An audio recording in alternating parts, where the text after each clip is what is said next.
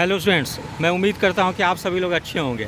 67वीं BPSC interview की 9 अक्टूबर 2023 से शुरू होने वाली है। तो मैं 60 से 62वीं बैच के डिप्टी कलेक्टर राहुल सिन्हा हैं, उनसे मैं मार्गदर्शन प्राप्त करने की कोशिश कर रहा हूं कि किस टाइप से जो स्टूडेंट इंटरव्यू देने वाले हैं वे लोग तैयारी करें। सर, आपके चैनल पर मेरा स्वागत है। धन्यवाद सर, तो जो लोग 67वीं बीपीएससी की इंटरव्यू देने वाले हैं वो लोग किस ढंग से इंटरव्यू की तैयारी करें, कुछ बता सकते हैं? देखिए, इंटरव्यू जो सब लोग कहते हैं कि पर्सनालिटी टेस्ट होता है जी।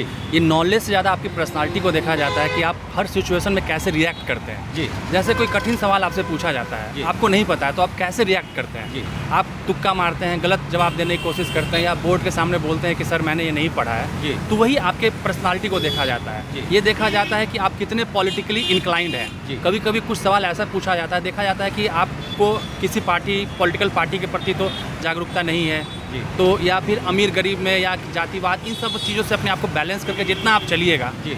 उतना आपको इंटरव्यू में ज़्यादा नंबर आएंगे। अच्छा सर, जैसे इंटरव्यू वो जैसे ही मतलब रूम में इंटर करते हैं तो उस समय स्टूडेंट्स को कैसा मतलब जानना चाहिए? पहले परमिशन लेके बैठनी चाहिए या क्या, मतलब कुछ उसके बारे में बता सकते हैं? जैसे देखिए, जैसे आप बोर्ड रूम में घुसते हैं तो वहाँ एक जो चेयरमैन होते हैं बीच में बैठे रहते हैं, और दोनों साइड ज़्यादातर दो टीचर होते हैं, कुल 5 लोग होते हैं। तो आप जैसे घुसेंगे तो सबसे पहले प्रणाम करेंगे।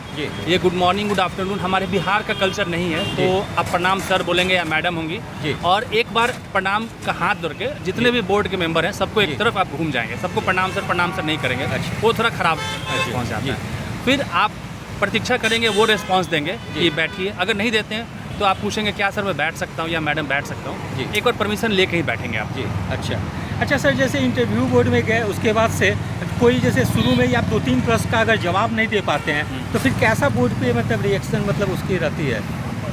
देखिए, आपने मेंस क्वालिफाई किया है, आपका एक नॉलेज का लेवल है। हो सकता है वो शुरू में आपका चेक कर रहा हूँ, पेशेंस चेक कर रहा हूँ, तो इसलिए घबराना नहीं है। अच्छा। आपसे कुल 15 मिनट या 20 मिनट का इंटरव्यू होता है नॉर्मली। तो 15 मिनट में अगर शुरू के 5 आपने सवाल जवाब नहीं दिया तो ये 2-3 मिनट या 4 मिनट की बात है। अभी 10 मिनट का इंटरव्यू बचा हुआ है। तो आप इसको एज ए पॉजिटिव लेंगे। आप उसको बोलेंगे कि सर मुझे ये नहीं पढ़ा हुआ है, या पढ़ा हुआ है सर मैं अभी इसको रिकॉल नहीं कर पा रहा हूँ, याद नहीं कर पा रहा हूँ, इस तरह से बोलेंगे। और घबराना बिल्कुल नहीं है। हो सकता है जो आगे का जो आपका इंटरव्यू होगा वो आपके क्षेत्र से आए। अच्छा सर, जैसे 67वीं बीपीएससी में ऑप्शनल भी है, तो इसमें जो स्टूडेंट देना, जैसे कोई हिस्ट्री के स्टूडेंट होंगे, कोई ज्योग्राफी के होंगे, तो लोग ऑप्शनल में क्या देख लेंगे वो लोग? देखिए, ऑप्शनल के बारे में बहुत सवाल पूछे जाते हैं। मेरा जैसे फिलॉसफी ऑप्शनल था, तो फिलॉसफी ऑप्शनल से लगभग 30% इंटरव्यू हुआ था मेरा। तो जो आपका ऑप्शनल है उस पर आपकी पकड़ अच्छी होनी चाहिए। और अगर ऑप्शनल के एक्सपर्ट टीचर बैठे हैं तो मैं आप सबसे यही कहूँगा कि आपको तुक्का नहीं मारना है। अगर आपको नहीं पता है आप फ्रैंकली बोलिए कि सर मैंने पढ़ा हुआ है, अभी मैं रिकॉल नहीं कर पा रहा हूँ। तो वो बोलेंगे नहीं कुछ बताइए इसके बारे में, तब आप परमिशन लेके कि सर मुझे लग रहा है कि ऐसा होगा, तब आप गलत जवाब दीजिए। ठीक है। अच्छा सर, तो इसमें जैसे करेंट अफेयर्स भी, जैसे अभी नेशनल लेवल पे जैसे है कि विमेन रिजर्वेशन है, G20 है, 1 नेशन 1 इलेक्शन है, तो क्या ये सब टॉपिक पे तैयार कर लेंगे? जरूर। जैसे विमेन रिजर्वेशन अभी बिल्कुल हॉट टॉपिक है, तो इस पर आपका एक मत पूछा जाएगा। तो आपका मत हमेशा वही होना चाहिए जो सरकार का मत है। सरकार ने क्या बोला है कि वो देंगे 1/3 रिजर्वेशन, तो आपका भी मत वैसा ही होना चाहिए। आप कभी भी सरकार से अलग होकर कोई भी डिसीजन नहीं लेंगे। अच्छा, जैसे सर बिहार के कॉन्टेस्ट में अभी कास्ट सेंसस है, जातीय जनगणना है, फिर से बिहार सरकार तो काफ़ी पहले से महिलाओं के लिए मतलब सशक्तिकरण के लिए काम कर रही है, तो ये सब पे भी मतलब टॉपिक पे तैयार हाँ, जितना भी करंट अफेयर्स का टॉपिक है सबके बारे में आपका एक मत होना चाहिए, मतलब ओपिनियन होना चाहिए। अब आप मेंस का आंसर या पीटी का आंसर नहीं लिख रहे हैं, आप ओपिनियन का मतलब देखा जाता है कि आप एज ए ब्यूरोक्रेट क्या आपका किसी भी चीज़ के प्रति डिसीजन है। और डिसीजन आपका हमेशा, जो मैंने आपको बताया है वो थंब रूल है कि आपको हमेशा सरकार के अलाइन होकर चलना है। जो सरकार ने डिसीजन लिया है that is good, that is perfect. अच्छा सर, इसमें जो ग्रेजुएशन में जो सब्जेक्ट होती है उसकी भी तैयारी कर लेंगे? वो भी देखिए, 5 चीज़ें आप बिल्कुल ग्रिप बना के जाइए इंटरव्यू जाने से पहले।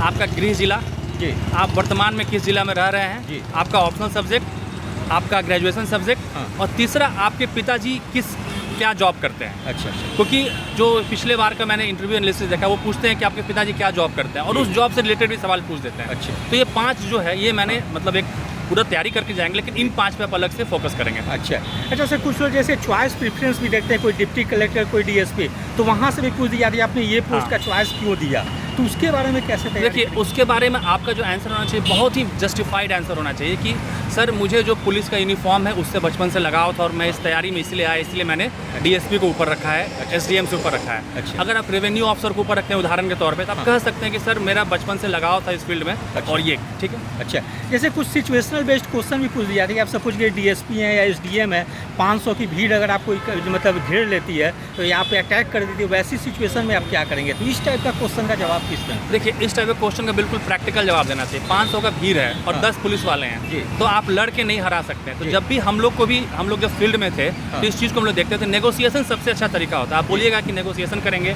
जो उस एरिया का जो प्रभावी व्यक्ति है, जैसे मुखिया हैं, विधायक हैं, उनको हम लोग इन्वॉल्व करेंगे कि उनकी बात सभी मानते हैं। इस तरह करके लाठी चार्ज करना, फायरिंग करना, ये हमारे ब्यूरोक्रेसी में सबसे लास्ट में रखा गया है। अच्छा, जैसे सर एक बोल रहे थे कि डीएसपी का उन्होंने चॉइस दिया, तो बोले कि जैसे कोई अपराधी अगर सरेंडर नहीं करते हैं तो क्या आप उनके या तो इनकाउंटर करेंगे या उनके घर पे बुलडोजर चलाएंगे? तो इस टाइप का जवाब नहीं, ये सबसे लास्ट प्रेफरेंस होता है।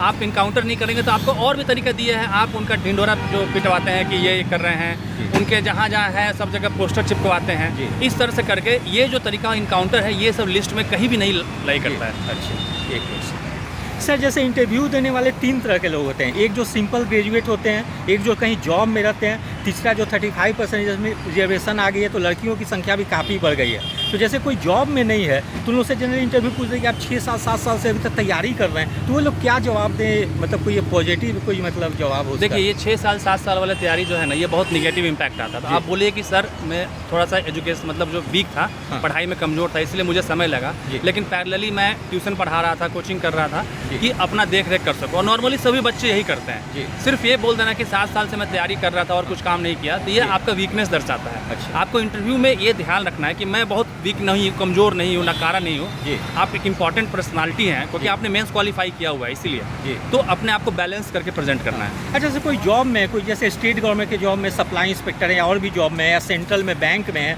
तो वो लोग अपना जॉब से रिलेटेड क्या तैयारी कर लेंगे वो लोग? देखिए, सबसे पहले उनको ये पूछा जाएगा कि आप उस जॉब को क्यों छोड़ना चाहते हैं। तो आपको कभी नहीं करना है कि वो जॉब छोटा था, ये जॉब बड़ा है। आप कहिए कि सर जो मेरा मन में है कि मैं समाज की सेवा कर सकूं, तो अगर मैं एसडीएम बनता हूं तो एक बड़ा प्लेटफॉर्म है कि मैं वहां से अपनी समाज की सेवा ज़्यादा अच्छे से कर सकता हूं। और पुलिस में आना चाहता हूं, मैं कह सकता हूं सर मेरा शुरू से पुलिस में आने का मन था कि जो मैं समाज में जो क्राइम है उसको कम कर सकूं, तो इसलिए मैं आना चाहता हूँ। ये कभी नहीं कहिए कि वो छोटा नौकरी है, ये बड़ी नौकरी है, ये कहना गलत होता है। अच्छा सर, आज जैसे लड़कियां भी बहुत ज़्यादा इंटरव्यू दे रही है तो उनसे वीमेन रिलेटेड क्वेश्चन पूछ दिया है। सपोज कि आप घर छोड़कर काफ़ी दूर पोस्टिंग हो जाती है तो कैसे आप रहेंगे, कैसे मतलब अपने आप को ये करेंगे, तो वो लोग क्या जवाब देंगे? देखिए, महिलाओं को इसमें हमेशा कहना चाहिए कि महिला और पुरुष में कोई ऐसी मतलब असमानता नहीं है। महिला भी आज के डेट में बहुत सक्षम है और कहीं से कमज़ोर नहीं है, और महिला हर सिचुएशन को पुरुषों से ज़्यादा अच्छा कर रही है। अभी एक सर्वे आया है कि जहाँ जहाँ महिला सीईओ हैं उस कंपनी में ग्रोथ रेट ज़्यादा हुआ है। तो महिला कहीं से पुरुषों से कमज़ोर नहीं है और इस तरह से करके वो अपने आंसर को जस्टिफाई कर सकती है। थैंक यू राहुल सर, आपने मुझे अच्छे से गाइड किया। स्टूडेंट लोग को निश्चित रूप से जो 67 की जो इंटरव्यू देने वाले उन लोगों को काफ़ी हेल्प मिलेगी। तो इस तरह से आप देख सकते हैं कि 67 को जो इंटरव्यू जो शुरू होने वाली है उसमें एसडीएम राहुल सर ने काफ़ी अच्छे से आप लोग को मार्गदर्शन दिया है। तो यदि आप सभी लोग को मेरा चैनल अच्छा लगा हो, इसे लाइक और सब्सक्राइब करें। धन्यवाद, टेक केयर।